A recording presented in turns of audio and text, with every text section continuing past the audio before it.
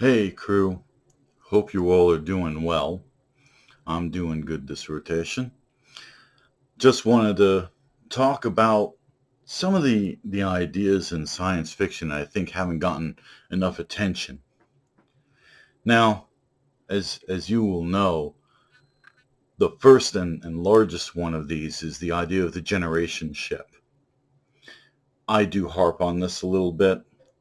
I just love megastructures. I really, really do. I am just in love with the grandeur of something that could be an inverted world.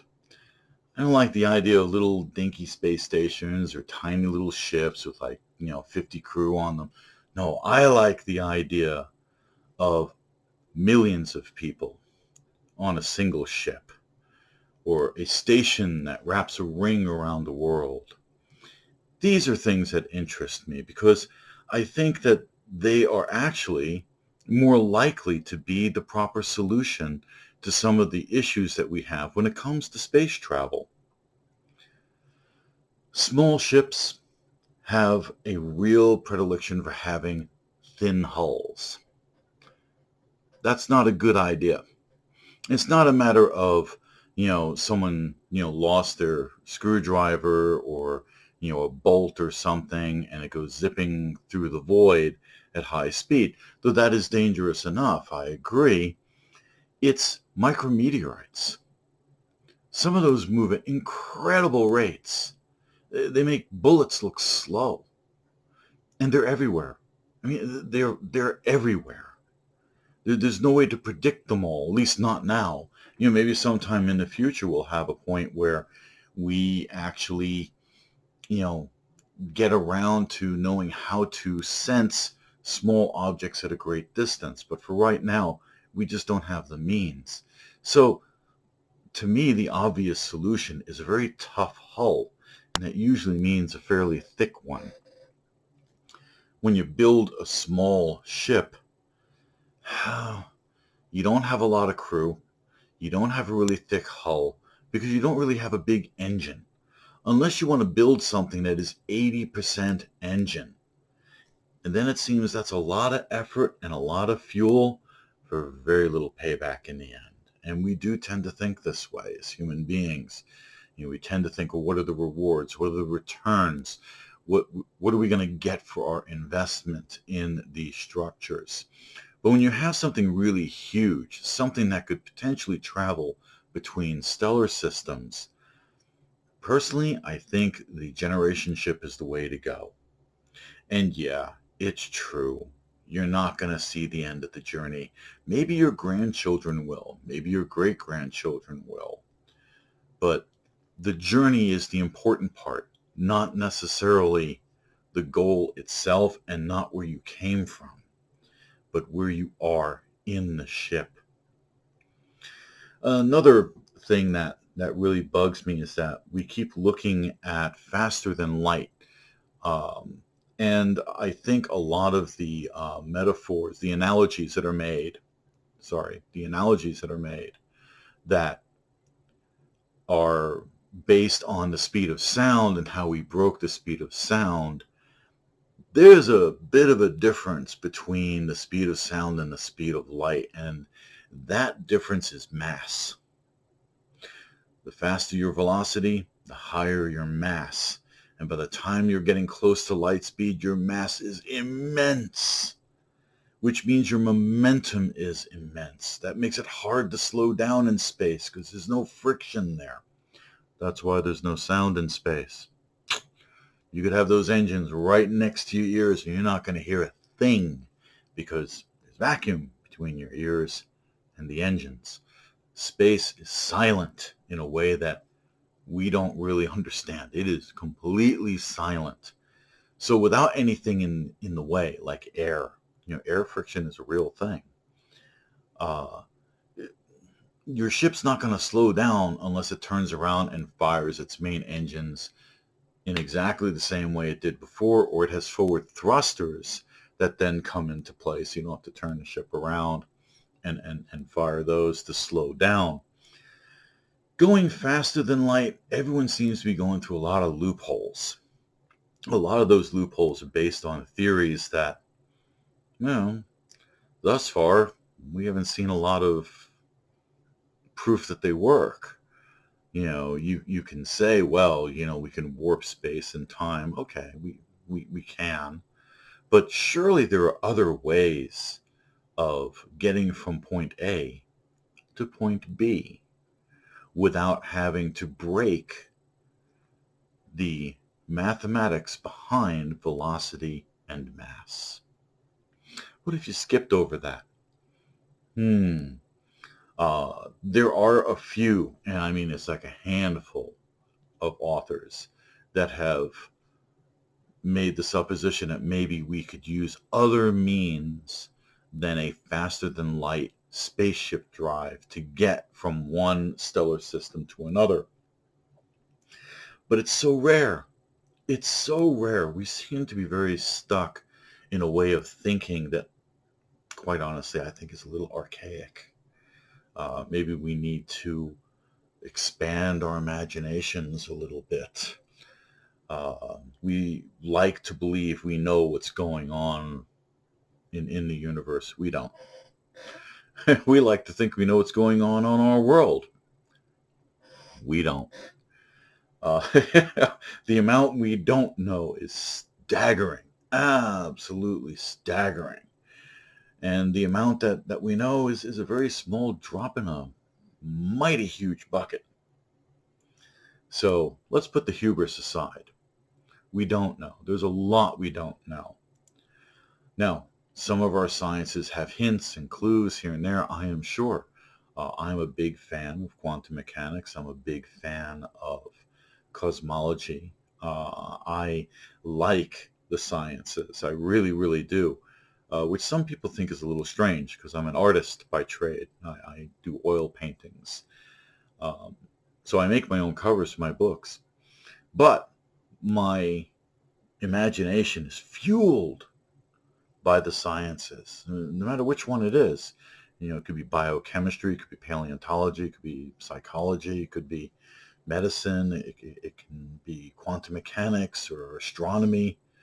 These things spark my imagination. So I guess it's really no wonder I started writing science fiction novels. Okay, I admit.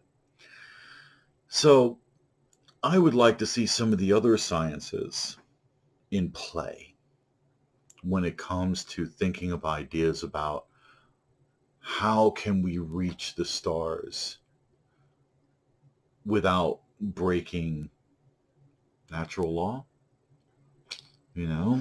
Seems to me that might also have repercussions that we are unaware of. Now, this doesn't mean I think we should not develop ways of going faster than light, but I think we should have a healthy dose of caution about it and to have some very realistic expectations.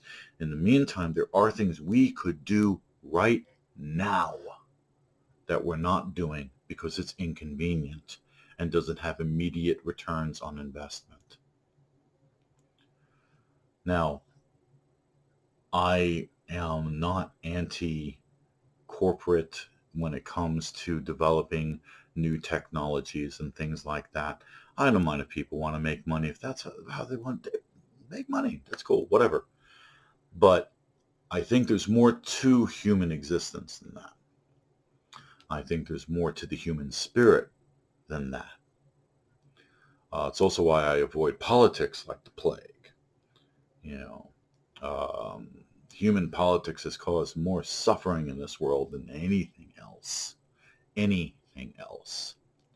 So you won't see me at any kind of political anything. I don't do that stuff. I'd like to get away from it all, in fact. I really would. So other concepts in science fiction that have gotten very little fanfare. One of them is actually galactic structures. Oh, okay. Yeah, that seems kind of fantasy-like. That seems very pie in the sky. Is it? I don't know. We haven't even gotten to the next star yet, let alone, you know, developing a galactic civilization in which there could be metastructures that stretch from one star to another. We don't really know. I think it would be very interesting to explore that particular area of science fiction. Kind of like I would like to see more about biology being part of space exploration. And by this, I don't mean alien races or anything like that. I don't, whatever, they're probably out there. I mean, that's fine. But that's not what I'm talking about. What if we use biology as the technology for space flight? Again, you see it cropping up in science fiction now and again, usually from the point of view of, well, that's an alien technology. It's not a human technology. Well, says who? Says who? Who says we can't develop biological life forms that could live in space? I mean, we know some that can survive it, but, the tardigrade comes to mind. Those little water bear things. Uh, they can survive it for periods of time. Wouldn't it be interesting if we were able to actually grow a spaceship instead of having to mine materials and go through the hazards of building in a dry dock in orbit? That leads to yet another thing that is often not in science fiction: dry docks. Why aren't they in science fiction? A lot of people say, well, it's kind of boring, it's a space station where they build ships, whatever. They're shown sometimes. I mean, sometimes we see them. Sometimes they're, part of the action, but they're not in the thick of the action. What if there was a book about a dry dock? The point of view of a dry dock who is there to build and repair spacecraft. That might be interesting. I don't see a lot of it out there. What I do see a lot is people taking the same old tropes and the ones that created a lot of fans and are repeating them in order to gain financial success. We need to think more broadly, folks. We really do. This is my opinion, and it's okay. You can disagree with me. That's cool. Everyone can disagree. That's fine. But this is my opinion.